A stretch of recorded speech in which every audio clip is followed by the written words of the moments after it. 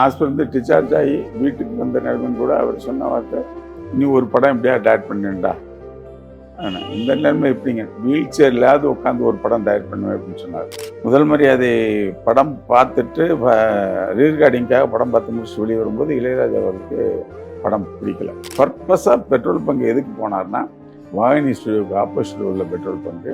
அங்கே ஏன்னா இப்படி இருந்தால் ஆர்டிஸ்ட்லாம் அங்கே வருவாங்கல்ல, எஸ்பி பாலசுப்ரமணியன் சார் வந்தால் அந்த வண்டி முன்னாலெல்லாம் தொடச்சி விட்டுருக்காரு. அவர் இறந்ததுக்கு முதல் வாரம் கங்கைமன் நாங்கள் வந்தார், டேரக்டரை பார்க்கறதுக்காக வந்தார். பேசிகிட்டு இருக்கும்போது கங்கைமன்கிட்ட டே பழைய நினைவெல்லாம் சொல்கிறாரு.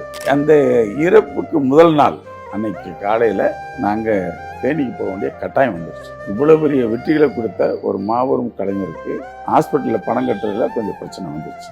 அதுக்கு என்ன காரணம்னு சொல்லி மனோஜ் ஹீரோ ஆக்கிறதுக்காக இதில் எப்படியாவது பயனை கொண்டு வரதுக்காக டெய்லி ஒரு 15-20 கோடியை லாஸ் பண்ணார். அவருடைய இறப்புக்கு அதுவும் ஒரு காரணம். நிச்சயமா. அதான் அந்த மார்கழி திங்கள் ஜெயிச்சிருந்தா மனோஜ் இப்போ இருப்பார்.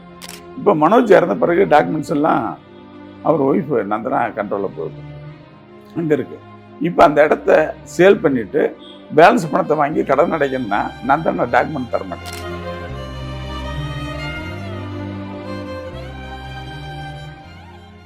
இன்னைக்கு நம்ம கூட இணைஞ்சிருக்க எஸ் இயக்குனர் மனோஜ்குமார் சார் தான் நம்ம கூட இணைஞ்சிருக்காரு. சார் வணக்கம். வணக்கம். முதல்ல மாண்புமிகு தமிழக முதல்வர்கள் அரசு மரியாதையை வழங்கி அவருடைய சாதனைகளுக்கு கௌரவப்படுத்தியதற்கு முதல்ல தமிழக முதல்வருக்கு நன்றி சொல்லிக்கிறேன். அதே மாதிரி அதற்கு உரிய பாதுகாப்பு கொடுத்து இறுதிச் சடங்கை சிறப்பாக நடத்துவதற்கு ஏற்பாடு செய்த தேனி மாவட்ட ஆட்சியர், தேனி மாவட்ட கண்காணிப்பாளர், அது மட்டும் இல்லை எங்கள் மண்ணை சேர்ந்த மண்வாசனமிக்க அத்தனை மக்களும் வந்து இறுதி அஞ்சலி செலுத்தியதற்கு அவங்களுக்கு முதல்ல நன்றியை தெரிவிச்சுக்கிறேன். இத்தனைக்கும் ஒரு வரியில் அவர்களுடைய உச்சம் பெற்ற இயக்குனர் இமயம் அவர்களுக்கு மிகப்பெரிய அரசு மரியாதை செய்த அரசுக்கும் மாண்புமிகு முதல்வர்களுக்கும் மீண்டும் நன்றியை தெரிவித்துக் கொள்கிறேன். சார், தமிழ் சினிமாவை ஒரு பெரிய இழப்பை சந்திச்சுக்கிறோம். இன்னைக்கும் ஒரு மகா பெரிய இயக்குனர் பாரதிராஜா சார் இன்னைக்கு நம்ம கூட இல்லைன்ற போது உங்களுக்கு எவ்வளோ கஷ்டமா இருக்கு?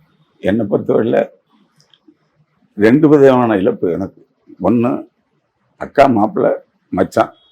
அதை தாண்டி எனக்கு தொழில் கற்றுக் கொடுத்து இன்னைக்கு நான் இத்தனை படங்கள் பண்ணி ஒரு இயக்குனராக, ஒரு ப்ரொடியூசராக, ஒரு டைரக்டராக வந்திருக்கேன்னா எல்லாத்துக்கும் காரணம் அவர் தான். 2 விதமான இழப்பு.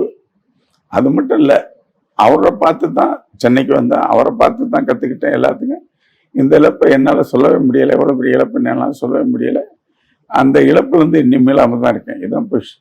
இன்னும் அவரை ஹாஸ்பிட்டலில் வச்சு பார்க்கும்போதும், ஹாஸ்பிட்டலில் ட்ரீட்மெண்ட் பண்ணும்போதும், கடைசியாக ஷிஃப்ட் ஆகி ஹாஸ்பிட்டல் டிஸ்சார்ஜ் ஆகி வீட்டுக்கு வந்த நேரமும் கூட அவர் சொன்ன வார்த்தை, என்ன பேசும்போது, நீ ஒரு படம் எப்படியா டேரக்ட் பண்ணிண்டா. ஆனால் இந்த நேரமே எப்படிங்க வீல் சேர் இல்லாத உட்காந்து ஒரு படம் டேரக்ட் பண்ணுவேன் அப்படின்னு சொன்னார்.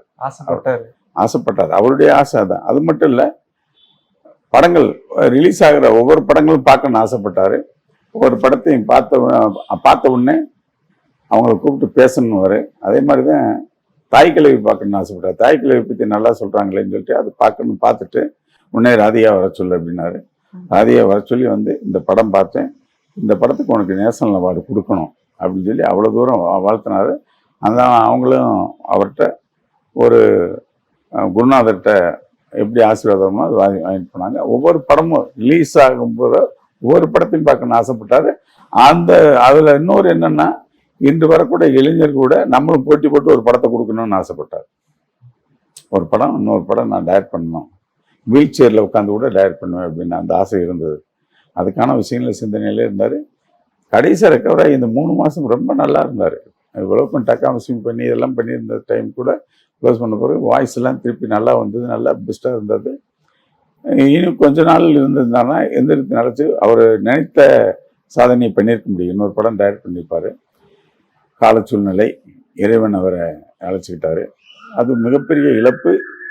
இது எங்கள் குடும்பத்துக்கும் எங்களுக்கும் திரையுலகுக்கும் சொல்ல முடியாத இழப்பு.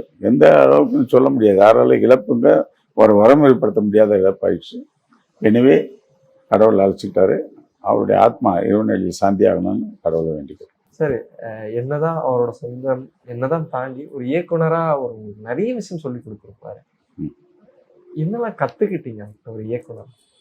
அவர்கிட்ட நான் மெயினாக கற்றுக்கிட்டதே என்னென்னா, ஃபஸ்ட்டு நான் அலைகள் உயிரில் வந்து அசிஸ்டண்டாக ஜாயின் பண்ணேன். கல்லூர கவிதைகள் வரைக்கும் 18 படம் அசிஸ்டண்டாக ஒர்க் பண்ணேன். அவர் எடிட்டிங் டேபிளில் அவர்கிட்ட கற்றுக்கிட்டது மெயினானா, நான் ஷூட் பண்ணிகிட்டு இருப்போம், எல்லோரும் எடுத்து வச்சுப்போம். அப்போயெல்லாம் ஃபில்ம் ஃபார்மேட்டில் இருக்கும். ஃபில்ம் டிஜிட்டல் ஃபார்மேட்டில். ஸோ கட்டிங்ஸ்லாம் தேடி எடுத்து வச்சுருப்போம். பின்னால் நான், டைரக்டர் மனோபாலா, ரங்கராஜன், மணிவண்ணெல்லாம் அசிஸ்டன்ஸ். அப்போ அந்த டைமில் சித்ராலட்சுமன் 5 பேரும். நான் தான் கடைசி அசிஸ்டண்ட்டு. எடுத்து அந்த ஃபிலிம் கட்டிங்ஸில் எடுத்து ரெடியாக வச்சுருப்போம். சொல்லுவார், அப்படியே போயிட்டுருக்கோம், நிப்பாட்டுங்க அப்படின்னாரு. அந்த வட்டக்கோட்டையில் அந்த ஈவினிங் சன் செட்டப் அந்த பையனை ஓட வச்சு எடுத்தேனே, அந்த ஷாட் எடுங்க. எப்போ எடுத்த ஷாட்டு ஒரு 2 மாதத்துக்கு முன்னாடி இருந்தது. வட்டக்கோட்டையில் அந்த சன் செட்டில் ஒரு பையன் ஓடிக்கும் போது எடுத்தேன்ல, அந்த ஷாட் எடுக்கணும். அப்புறம் ராதா வந்து சன் லிப்பு வந்து ராதாவுக்கு லிப்பில் இருக்கிற மாதிரி ஏர்லி மார்னிங் சன்ரைஸில் அந்த பாறையோட ராக்கில் எடுத்தேன்ல, அந்த ஷாட் எடுக்கணும். அவ்வளவு ஷாட்டும் அவர் மைண்டில் இருக்கு. அவர் அத்தனை ஷாட், இப்போ அந்த படத்தில் எத்தனை ஷாட் எடுத்தாருன்னு அவருக்கு தெரியும். நாங்கள் உள்ளே இருக்கவங்களுக்கு தெரியும், பதறுவோம். இது அந்த கேனில் தெரியும், இந்த கேன் இந்த கேன் எடுத்து கொடுப்போம். அதில் மார்க் பண்ணி இதை தூக்கி போடுங்க, இது தூக்கி போடுவோம்னா ஒவ்வொரு ஷாட்டும் அத்தனையும் 2 மாதம் ஆனாலும் 3 மாதம் மைண்டில் வச்சுருப்பார். அந்த எடிட்டிங்கில் வந்து மிகப்பெரிய விஷயம் என்னென்னா, நான் ரொம்ப கற்றுக்கிட்ட விஷயம்னா, முதல் மரியாதை படம் ஃபர்ஸ்ட் வருஷன் ஒன்று எடுக்கிறாரு, எடிட் பண்ணி காமிச்சிட்டாரு. முதல் மரியாதை நாங்கள் எல்லாம் பார்த்துட்டு இது பண்ணால் ஒரு வருஷம் இருந்தது. அவர் பார்த்து இது பண்ணவர், இல்லை நாளைக்கு ஒரு வருஷம் கரெக்டாக ஃபர்ஸ்ட் ஹாஃப் செகண்ட் ஹாஃப் மாறிடுச்சு, செகண்ட் ஹாஃப் ஃபர்ஸ்ட் ஹாஃப் மாறிடுச்சு. இமேஜே பண்ணுது. அப்புறம் ஃப்ளாஷ்பேக்கில் கதை சொல்கிறாரு, ஸ்ட்ரைட் நரேஷன் இந்த கதையை தூக்கி ஃப்ளாஷ்பேக்கில் சொல்கிறாரு. ஆனால் எடுத்த படம் மட்டும்தான், ஆர்டரை மாத்திரம் இது பண்ண. எடிட்டிங் நாலேஜ் இருக்க மிகப்பெரிய இயக்குனர் அவர். அவருக்கு எடிட்டர், மிகப்பெரிய எடிட்டர். டான்ஸ் தெரியும், ஃபைட்டு தெரியும், டைலாக் என்னன்னு தெரியும், அத்தனையும் தொழிலில் இதெல்லாம் தாண்டி மிகப்பெரிய எடிட்டர். எடிட்டர் தான் ஓடிட்டு இருக்கோம். அவர் மைண்டில் ஃபுல்லாக எடுக்கும்போது ஷார்ட் கட் பண்ணது சொல்லுவார், இல்லை இந்த ஷார்ட் அங்கே போட போகிறேன் அப்படின்னுவார். எடிட்டர்கிட்ட மார்க் பண்ண கொடுக்கும்போது நம்பர் போட்டுருவார். 1 2 3 4 நம்பர் போட்டுருவார். 6வது சட்டம் பண்ணுவார், 8வது சட்டம் தூக்கி போடுவார், மாற்றி போடுவார். எடிட் பண்ண கரெக்டாக இருக்கணுவார். கட் பண்ணி ஓட்டினா அவன் ஆர்டர் கரெக்டாக இருக்கும். அந்த அளவுக்கு மிகப்பெரிய எடிட்டர். அந்த எடிட்டிங்கில் கற்றுக்கிட்டதுனால தான் பின்காலத்தில் நாங்கள் டைரக்டராக வர முடிஞ்சோம். அதான் உண்மை. அவர்கிட்ட கெட்டது மிகப்பெரிய விஷயம் editing. First half second half மாறும், செகண்ட் ஹாஃப் ஃபர்ஸ்ட் ஹாஃப் மாறும். ஆர்டர் ஃபுட்டேஜை கரெக்ட் பண்ணணும் அப்படின்னா, சரி வேணா இதை தூக்கி மாடேஜ் சாங்கில் தூக்கி போட்டுருவேன், லென்த்து ஜாஸ்தியாக இருக்குன்னா அதை ஷார்ட்டில் தூக்கி போடுவார். அங்கே கரெக்டாக ஆப்டாக உட்காரும். அதை விட என்னென்னா, இவர் என்ன ஃபீல் பண்ணுறாரோ அதை இளையராஜா கொடுப்பார். முதல் மரியாதை படம் பார்த்துட்டு ரீகார்டிங்காக படம் பார்த்து முடிச்சு வெளியே வரும்போது இளையராஜா அவர்களுக்கு படம் பிடிக்கல. பார்த்தோன்னு சொல்லிட்டாரு, ஒரு மாதிரியா இருக்கு, நிறையா இப்படி இந்த மாதிரி இருக்கு, கொஞ்சம் வேற ஏதாவது சேஞ்ச் பண்ணி ஷூட் பண்ணியான்னு நேராகவே சொல்லிட்டாரு. நேராக எல்லாத்தையும் அவங்க 2 பேரும் நேராக பேசுவாங்க. அப்படியே நீ வேற எடுக்கிறதுக்கு நீ வாசிங்க, இல்லை நான் சொல்லிட்டேன், கொஞ்சம் ரிஸ்க் எடுத்திருக்க, கொஞ்சம் எல்லாம் கரெக்ட் பண்ணி எதாவது பண்ணணும் அப்படின்னு. இருக்கிறதுக்கு வாசி போதும். ஆனால் அவர் பிடிக்காத படத்துக்கு மனுஷன் வாசித்தார் பாருங்க, அவ்வளவு பர்ஃபெக்ஷனாக. அப்படி வந்து இவ்வளவுக்கு அவருக்கு பிடிக்கல, ஆனால் தொழிலில் கரெக்டாக இருந்தால் அவ்வளோ அந்த படத்துக்கு காப்பாற்றனே ரீகார்டிங்தான். ரீகார்டிங் தான் அந்த படத்தை அப்படி தூக்கி நிப்பாட்டுச்சு. அதனால் அவங்க 2 பேருடைய காம்பினேஷன் இருக்குல்ல, இமேஜே பண்ண முடியாது. இவர் நினைக்கிறத அவர் கொடுப்பாரு. அவர் இந்த இடத்துல ஷூட்டிங்கில் எடுத்துகிட்டு இருக்கும்போதே சொல்லுவார், ஷூட்டிங் ஷாட் எடுத்து விட்டு அந்த உள்ள ஓடி வந்துட்டு இருக்கு, சீசூரில் வச்சு எடுத்துக்க, தகுதும் தகுதும் தகுதும் தகுதும் தகுதும் தகுதும் தகுதும் தகுதும் அவனை என்னங்க இந்த சாங் அவன் போடுவான் அவடு என்ன எம்டி ஷாட் எடுத்து வந்து அங்கே இவர் பாடி காமிச்சிட்டு இருப்பாரு, இதை அவன் போடுவான். யார்? ராஜாவுக்கு இடம் இருக்குல்ல, சைலண்ட் விடுவார். அவர் சொல்லுவேன், ரொம்ப சைலண்ட், இதான் லேகர். ஏய் ராஜா வாசிக்க வேணாமா, வெறும் இதை போட்டால் எப்படி வாசிப்பாப்புல, வாசிக்கிறதுக்கு இடம் கொடுக்குன்னு சைலண்ட் போடுவார். சைலண்ட்டை போட்டு அதே சொல்லுவார், ராஜா வாசிக்கிறதுக்கு இடம் வேணும் இல்லை, சும்மா டைலாக் பேசினா அதுக்கு எதுக்கு இளையராஜா வாசிக்கணும்ல அப்படின்னு சொல்லுவார். ஸோ அவரை பொறுத்தவரையில் சின்ன சின்ன விஷயங்களை விட ஓடிட்டு இருக்கும்போது இளையராஜா மைண்டில் ஓடிட்டு இருப்பார். ஷார்ட் எடுக்கும்போதே யோசிப்பார். இப்போ ஒரு ஹீரோனுக்கு குலாசப்படுத்த இது பண்ணால் கூட சஷன் பண்ணி இப்படி திருப்பி இப்படி இருப்பார். அப்படி பார்த்துட்டு அப்படி சரி அப்படின்னுவார். ஏன்னா இதுக்கு ஒரு ஆர்ஆர் போடுவான், இதுக்கு சிரிக்கிறதுக்கு ஒரு ஆர்ஆர் போடுவான். அதுல 2 ஆர்ஆர் வரும். இளையராஜாவது அது இருக்கணும். அது சொன்னது மாதிரி இங்க நடக்கும். அதான் எடுக்கும்போது ராஜா சார் மைண்ட்ல மைண்ட்ல வச்சுதான் எடுப்பாரு. ஷார்ட்டே சொல்லுவாரு. ட்ராலி போட்டாரு, ட்ராலி இவர் தள்ளுவாருங்க. ட்ராலி போட்டா ட்ராலி உங்க சொல்லிட்டு உள்ள நான் அளவா இப்படி தள்ளணும்னு தள்ளிட்டு இந்த இடத்துல பொசிஷன் நிக்கணும்னு. ஏன்னா இதுக்கு அப்புறம் கையில சொடக்க இது பண்ணுவார். ட்ராலி தள்ளும்போது 1 2 3 4 5 6 7 கட்டு. இது கரெக்டா 2 பேர் வந்தது. அழகா ராஜா வாஸ்தர்பாபுல விடுது. மியூசிக் என்ன போடுவாருன்னு டிசைட் பண்ணி இவருங்க இது பண்ணுவார். அதே மாதிரி இவர் நினைச்சதான் அவர் போடுவார். அந்த மாதிரி இனி ஒரு காலகட்டத்தில் இன்னொரு சகாப்தம் இன்னும் 100 வருஷம் ஆனால் கூட அப்படி ஒரு காம்பினேஷன்ல வரவே வராது. சார் நிறைய அவரோட கூட பழகின ஆட்கள் நிறைய பேரை ரசிச்சிருக்கணும். ராஜா சாரும் பாரதி ராஜா சாரும் கூட இருந்த நட்பு எப்படி இருக்கும்? அவங்க நேர்ல பேசிக்கிட்டு அது நட்பு என்னன்னா மிகப்பெரிய ஆழமான நட்பு. எங்க டைரக்டர் முதல் மலேசியா டிபார்ட்மெண்ட்ல ஒர்க் பண்ணார். முதல்ல ஃபர்ஸ்ட் என்னன்னா இவர் மிலிட்ரிக்கு போய் ஜாயின் பண்ணி போனவர். மிலிட்ரி பிடிக்கலன்னு வந்துட்டாரு. அதுக்கப்புறம் மலேரியா டிபார்ட்மெண்ட்ல போய் ஜாயின் பண்றாரு. மலேரியா வீட்டில் காய்ச்சல் இருக்கு, அது எல்லாம் செக் பண்ணிட்டு கோடு போட்டு எழுதுவாங்க தெரியுங்களா வில்லேஜில். அது மாதிரி அந்த மாதிரி பண்ணைப்புறத்துக்கு இவர் மலேரியா டிபார்ட்மெண்ட் ஆஃபீஸராக போறாரு. அப்போ முதல் முறையாக அவர் போகும்போது பேண்ட் ஷர்ட் போட்டுமே இந்த உள்ள யாரோ ஒருத்தன் பேண்ட் ஷர்ட் போட்டவன் வான்னு சொல்லிட்டு பாஸ்கர் கூப்பிட்டு வச்சு வாங்க என்னன்னு நான் மலேரியா அப்புறம் வாங்க உட்காருங்க காப்பி கடையில் போய் முதல்ல வாங்க காப்பி சாப்பிடலாம் அதெல்லாம் சொல்லி காப்பி சாப்பிட்டு நீ பணம் கொடுத்துட்டு பாட்டுருக்க அது பாஸ்கர். அப்போ யாருன்னு கேட்கும்போது இந்த மாதிரி நாங்கள் பாலர் பிரதர்ஸ் இதுன்னு சொல்லும்போது அங்கே பழக்கமானது தான். சின்ன சின்ன விஷயங்கள்ல அவங்க பாலர் பிரதர்ஸ் கச்சேரி நடத்துறது, அவங்க கம்யூனிஸ்ட் பார்ட்டியுடைய கச்சேரி, அவங்க கச்சேரியில் போய் பழகின விஷயம் அப்படியே ஃப்ரெண்ட்லியை பழகி அடிக்கடி போகும்போது உங்களுக்குள்ள ஃப்ரெண்ட் ஆகிட்டாங்க. இவருக்கு எய்ம் என்னென்னா ஃப்ரெண்ட் ஆன பிறகு ஒவ்வொரு வருஷமும் ஏப்ரல் 14 தேனி அலிநகரத்தில் திருவிழா, மிகப்பெரிய திருவிழா, அதாவது தமிழ் புத்தாண்டு திருவிழா, வீரப்ப ஐயனார் கோயில் இது நடக்கும். அந்த கோயில் அன்னைக்கு அங்கே ஈவினிங்கில் ட்ராமா போடுவாங்க. அந்த ட்ராமாவுக்கு இவர் அங்கேருந்து நடிப்பார். அங்கிருந்து வருவாரு, சென்னையிலேருந்து வர வைப்பாங்க. அங்கே என்ன அனௌன்ஸ் பண்ணுவாங்கன்னா இளையராஜா சார் தான் மியூசிக் போடுவார், பாலர் பிரதர்ஸ் வாசிக்காங்க, இவர் ஹீரோ.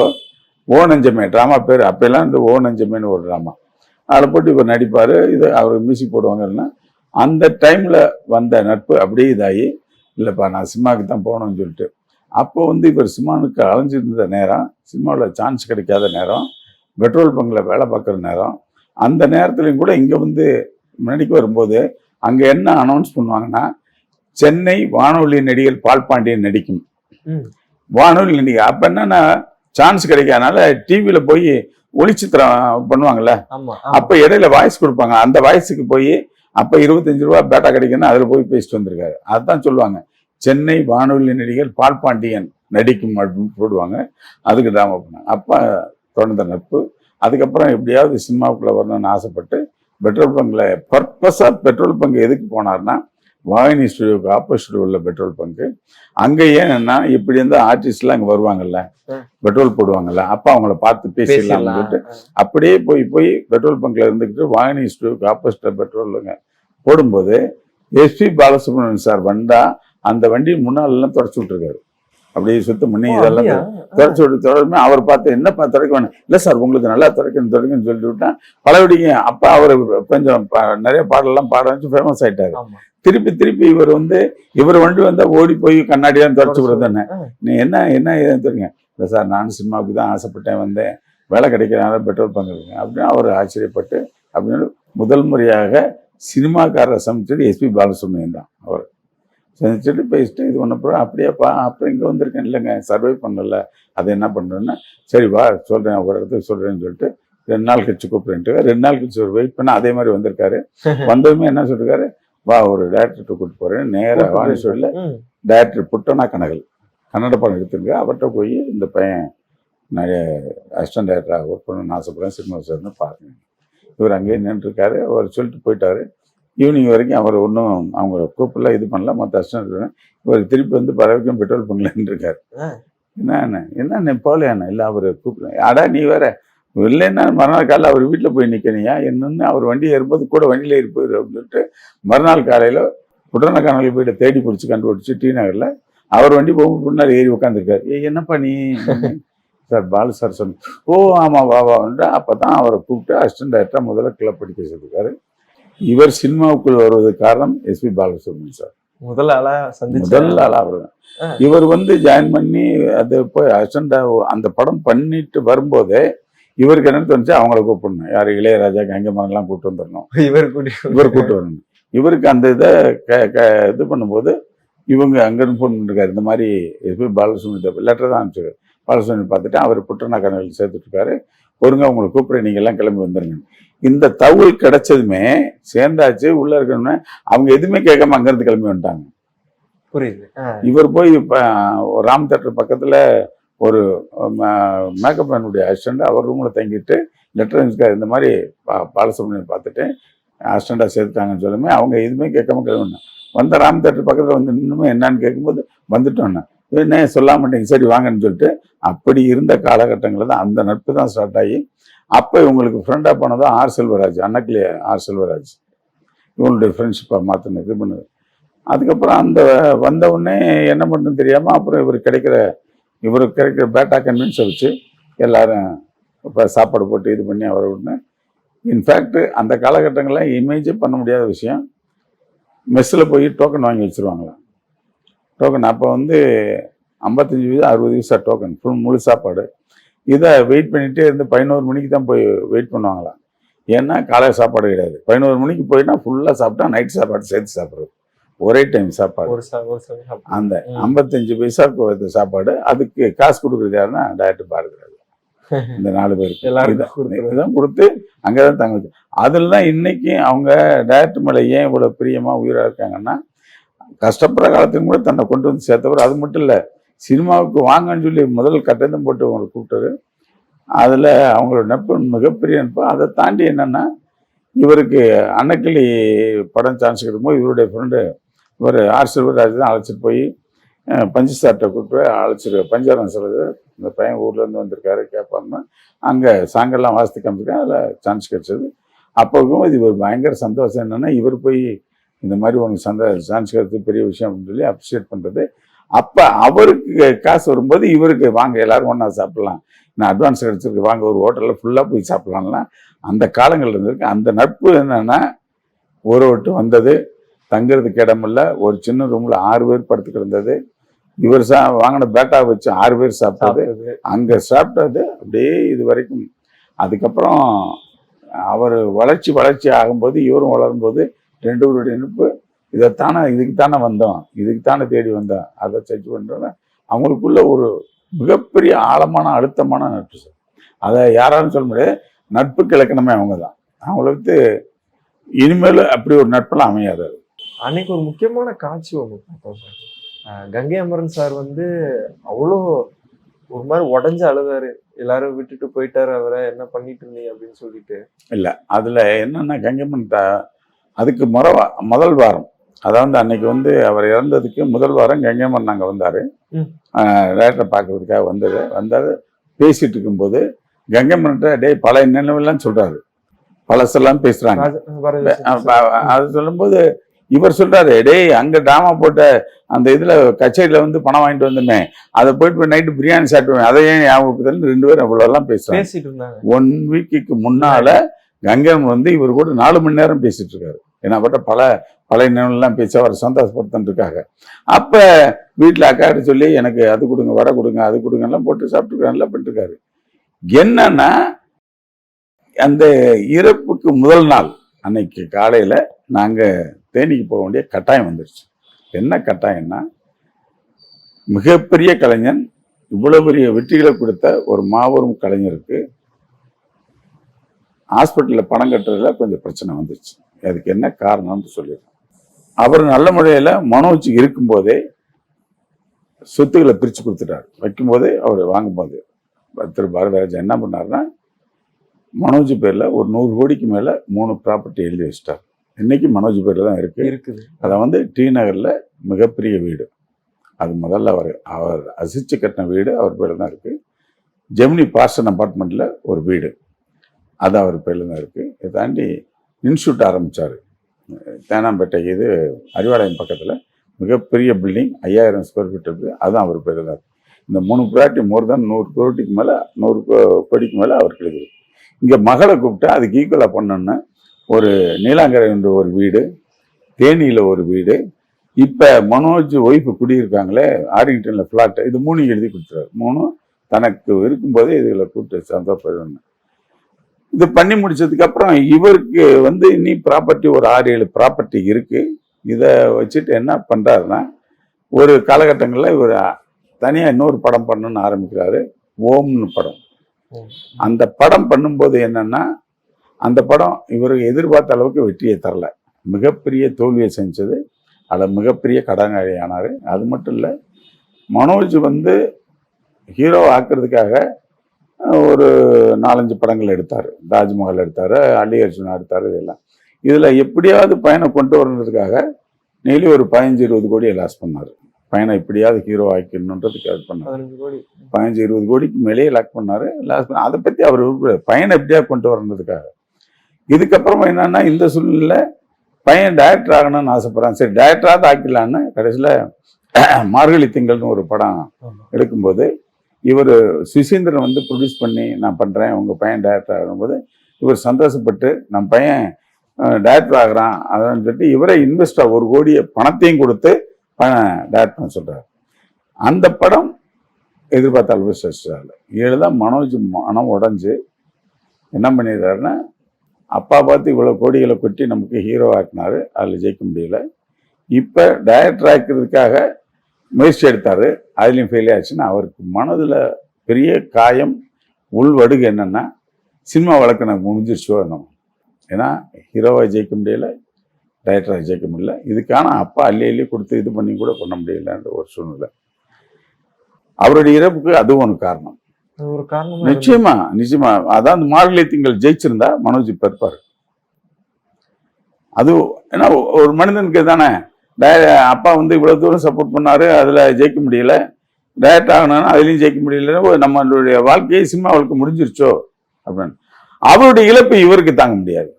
ஏன்னா பையனுக்காக என்னென்ன செஞ்சேன், இது பண்ணா பையனை மேல இருந்துட்டமே, எவ்வளவு பெரிய விஷயம் பையனா. அந்த இழப்புக்கு முன்னால, பையனுடைய இழப்புக்கு முன்னால இவர் ஒரு படத்தை பண்ணும்போது மனோஜ் இல்லை அது பார்த்து செய்யுங்க வேணுமான்னு, இல்லைடா அந்த படம் எனக்கு பிடிக்கும் நான் பண்ணணும்னு சொல்லிட்டு ஓம்ன்ற படம் எடுத்தார்.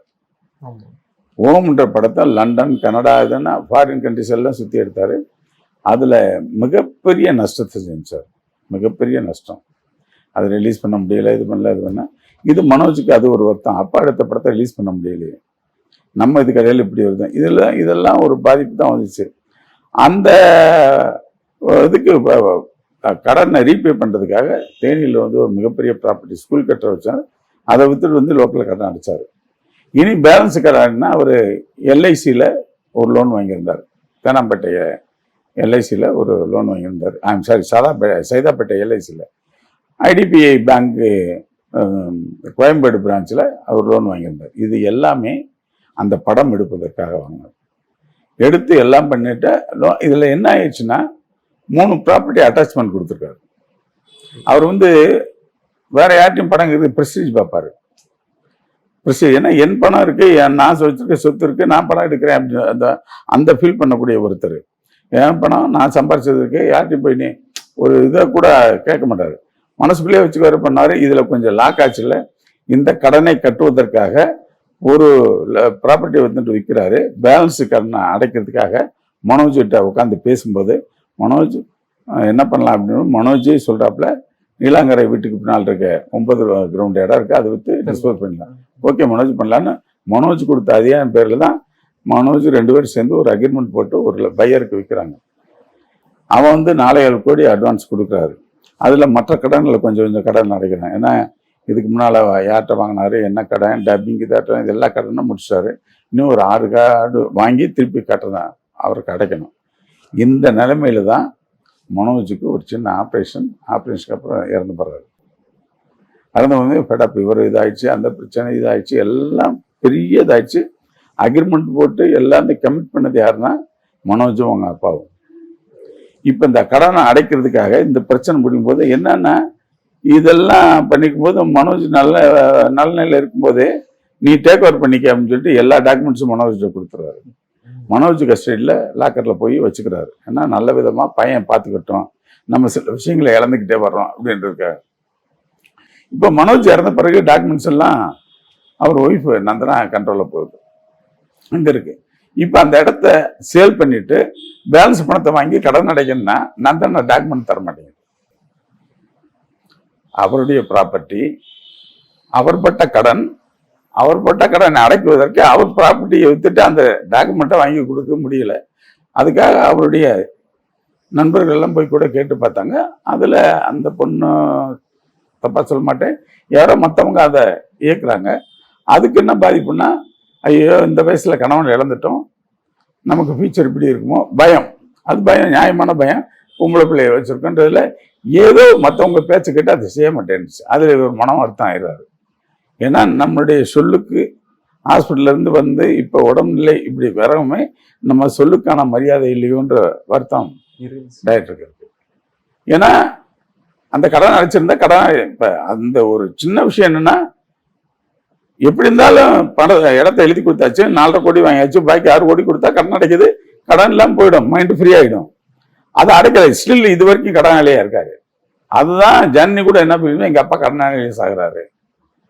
அதை 2-3 நண்பர்கள் எல்லாம் கூட டாக்டருடைய நெருங்கிய நண்பர்களை முயற்சி பண்ணாங்க. பேசும்போது அதை வச்சுக்கிட்டு சில பைண்டிங் வச்சுட்டு தரமாட்டேங்குது. அது அப்படி செய்யக்கூடிய பொண்ணு இல்லை, இருந்தாலும் யாரோ சொல்லி கொடுத்து இயக்குறாங்க. மனோஜ் இறந்த பிறகு இப்படி போட்டு பண்ணது. இந்த இதில் இவருக்கு மிகப்பெரிய மன கஷ்டம் இருந்துச்சு. ஒரு கடன் அடைக்க முடியல, கடனால் உட்காந்துருக்கோம் ஹாஸ்பிட்டலில். அதாவது டி நகரில் கொடுத்த ப்ராப்பர்ட்டிக்கு வாடகை கொடுத்துருக்காங்க. 3 லட்ச ரூபா பெர் மந்த் வாடகை வருது. இது ஜெமினியில் இருக்குது. நடப்பு தயாரிப்பாளர் சங்கம் இருக்காங்க, அவங்க 65,000 ரூபா வாடகை கொடுக்குறாங்க. அது வாடகை வருது. இதை தாண்டி பிரிக்குன்னு அவர் இன்ஸ்டியூட் நடத்துனதை கொடுக்குறாங்க, அதுக்கு 2.25 லட்ச ரூபா வாடகை வருது. ஸோ 6 லட்சத்துக்கு மேலே ரெகுலர் இன்கம் பிகினிங்லேயே மனோஜுக்காக அவர் செஞ்சு கொடுத்தது.